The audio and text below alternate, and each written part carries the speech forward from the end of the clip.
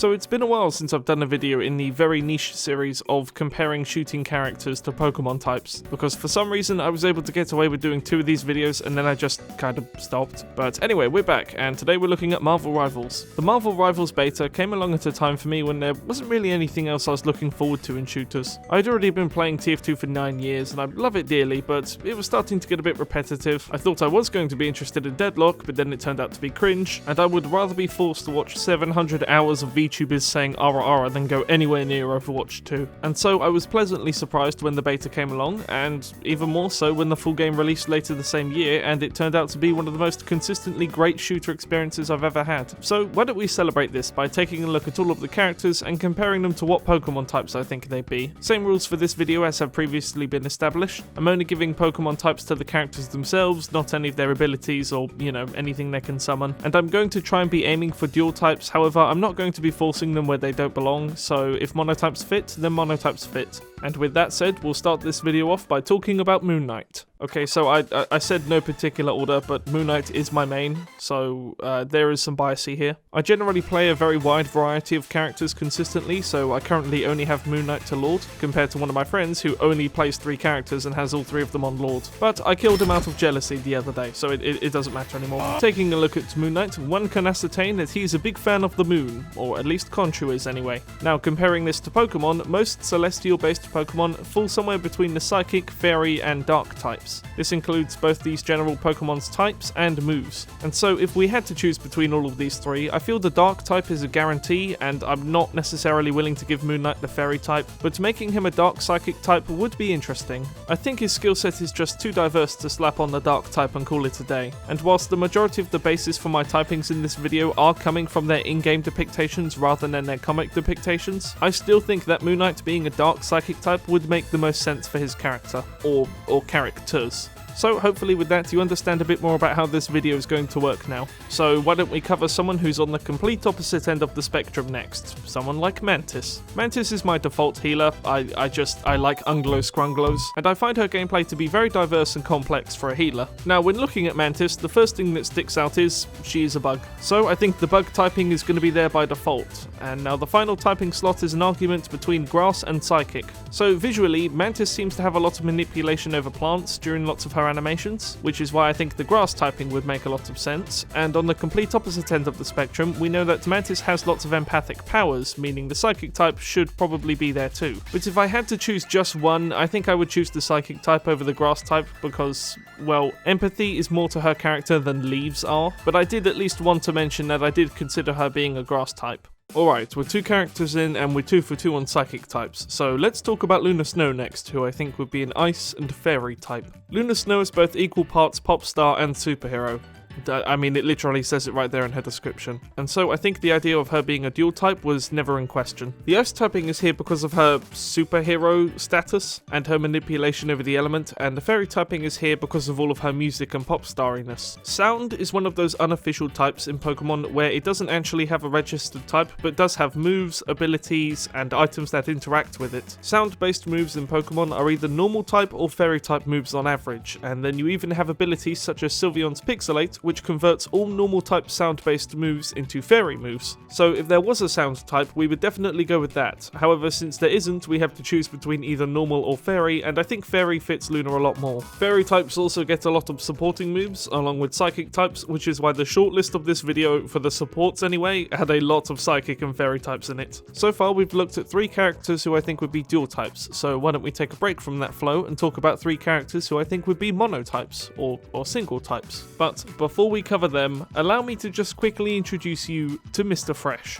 Now, Mr. Fresh here is quite literally my best friend. He is my competitively viable Galarian Slowbro, 4 words that have never been said in the same sentence before ever. Now, you see, Mr. Fresh here, he really likes his compliments, and so if you wanted to leave a comment down below starting with Mr. Fresh is, and then a compliment, I promise you that I'll feature it in the next video in this series, because, we've got to juice up Mr. Fresh. So why don't you say something nice about him down below, and yeah, subscribe as well, because that's nice. Anyway, back to monotypes.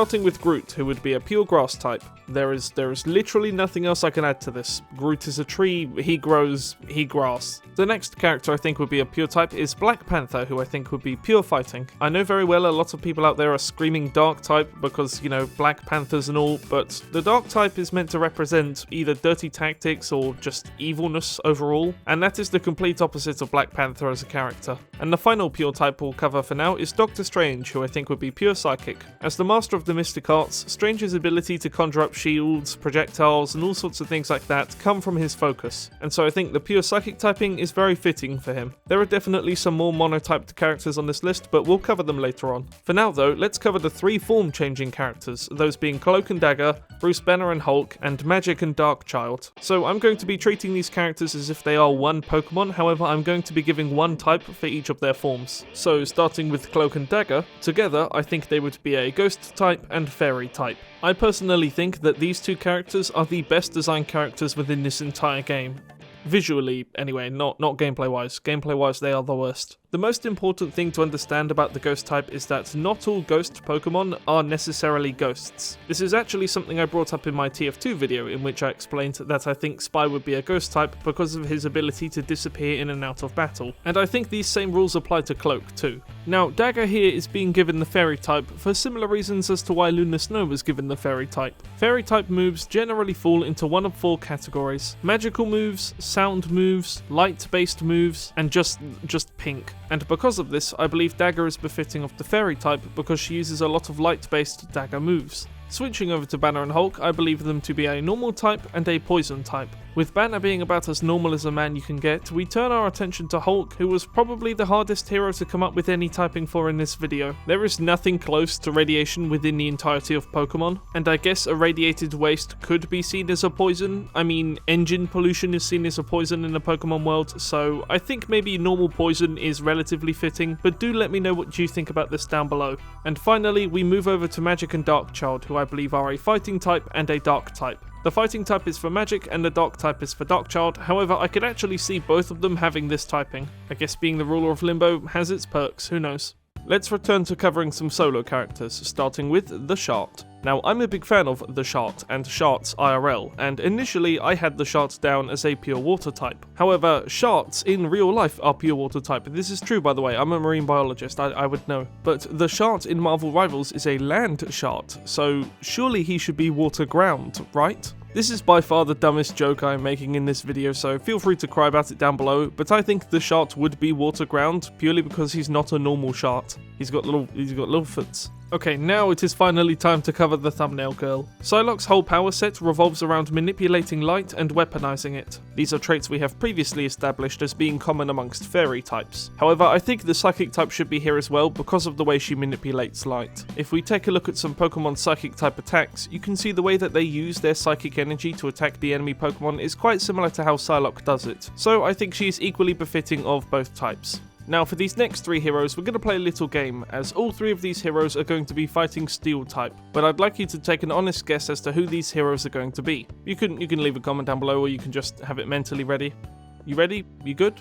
Okay, well, I think the 3 heroes that are going to be fighting Steel type are Captain America, Winter Soldier, and Wolverine. All 3 of these characters embody the fighting spirit many fighting types have, and they are all closely attached to some sort of metal or weaponry. I mean, hell, all 3 of them you could call living weapons. In previous videos in this series, it has been very easy to just call everyone a fighting Steel type and call it a day, so I've desperately tried to limit my usage of the typing pairing when I can. And so these are the only 3 heroes in this game that I would consider to be fighting Steel type, when in reality a lot more probably could be. But that's not fun, we like unique type combinations here.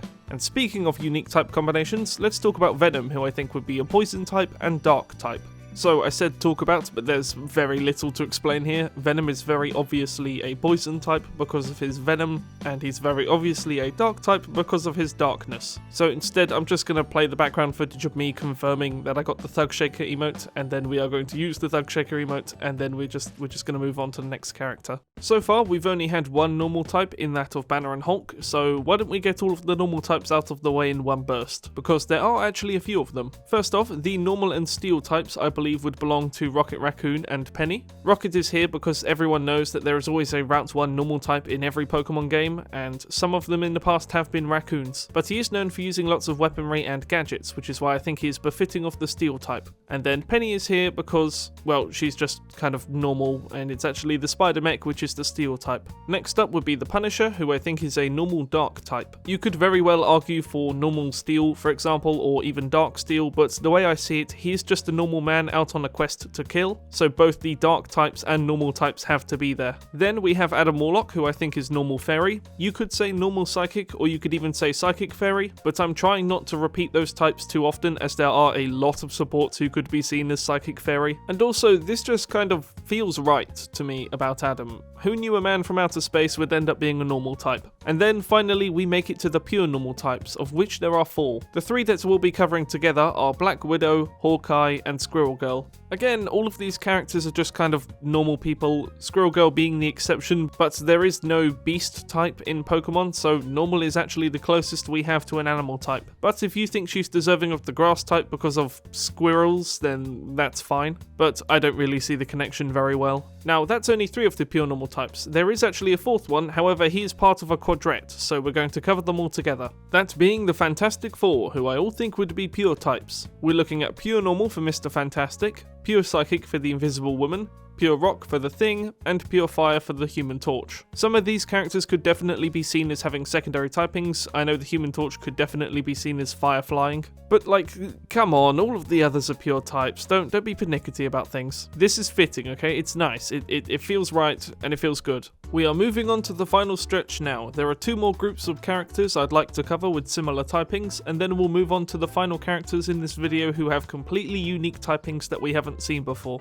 We'll start off our grouping by talking about the 2 characters who I think would be electric and flying type, those being Storm and Star-Lord. Star-Lord isn't a free flyer, but I would definitely consider him as being part of the flying type. And as for electric, this comes more so from his personality rather than his moveset in game. Yes, he has energy blasters, and that could really be seen as any typing, honestly, but he has an amped up personality, and I think that is definitely befitting of the electric type. And then as for Storm, the electric type is incredibly obvious, however I would like to defend the use of the flying type here. I avoided making all of the flyers just half flying type because that's really boring, so Storm is the only free flyer to have this, but I think she's equal parts electric type and flying type. Our final group of characters are the Asgardians. I have somehow made it this far into the video without talking about any of them. 2 of these Asgardians are going to be sharing the ghost type, those being Hela and Loki. However, for Loki's secondary typing, I would consider him a psychic type, and for Hela's secondary typing, I would consider her a dark type. I feel Loki is equal parts psychic and ghost type, as he uses his trickster powers in a ways that only both types could.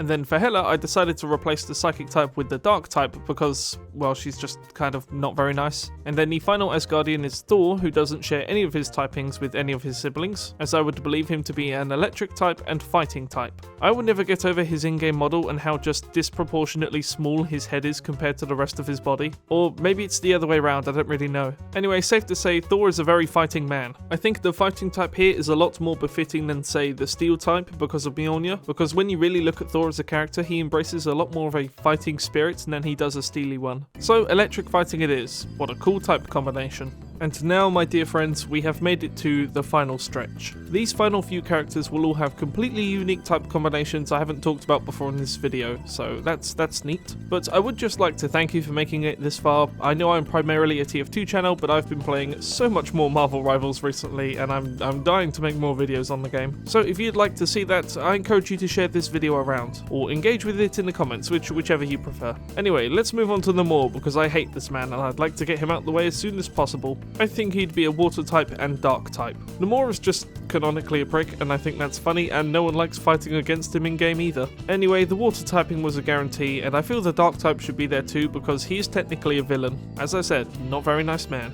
Moving on to Scarlet Witch, a character as of the past 2 weeks I have picked up and have deeply fallen in love with. I think she'd be a psychic type and dark type. Scarlet Witch's good versus bad status, villain versus hero, has been swapped around over the years in both the MCU and the comics, but I think she is still deserving of the Dark type. Even if she is a hero in this game, her powers don't necessarily come from a good place, and the Psychic typing is here for, well, very obvious reasons. Moving over to Iron Fist next, I believe we are looking at a Fighting type and Dragon type. I'm happy that we at least got one Dragon type in this video. I like it when we use up all of the types. Iron Fist is obviously a fighting and martial arts based character, and as for his Dragon typing, that comes from his Iron Fist powers, I guess. I was initially considering part Fairy type for Iron Fist because of his seemingly magical powers, but then when I really realised that they were Dragon based, I thought, well, that's a no-brainer. So Dragon he is. Next up we have Magneto, who I think would be a Steel type and Psychic type. Pure Steel is neglecting the fact that Magneto controls magnesis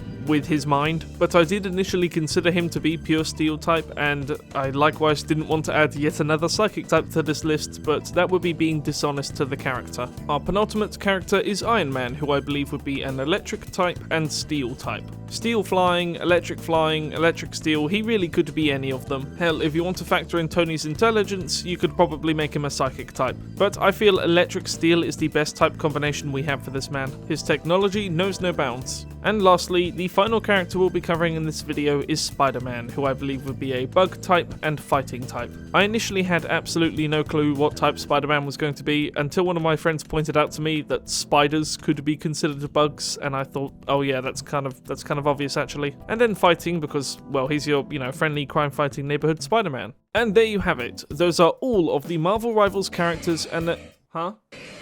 What do you mean they just dropped a trailer? Okay, so halfway through recording this section here, they dropped a trailer for Season 2, and we get to see Emma Frost and Ultron in the flesh and metal. So we'll give them some types as well. Emma Frost is going to be a Psychic Rock type. Yes, the Psychic type is returning, and the Rock type might be a bit confusing. Yet you see, we have many Diamond-based Pokemon already who are given the Rock type due to Diamond's carbon makeup, and therefore I think that fits here quite well. And then the Psychic type is here for her psychic powers. And then Ultron would be a Steel type and Dark type. He is very evil, he is very metal, and oh boy, I am so looking forward to his inclusion in this game.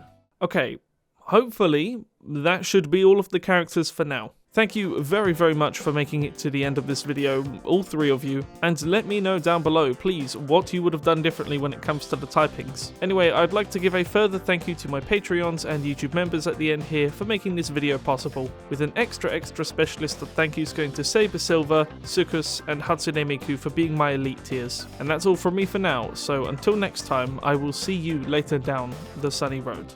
Goodbye.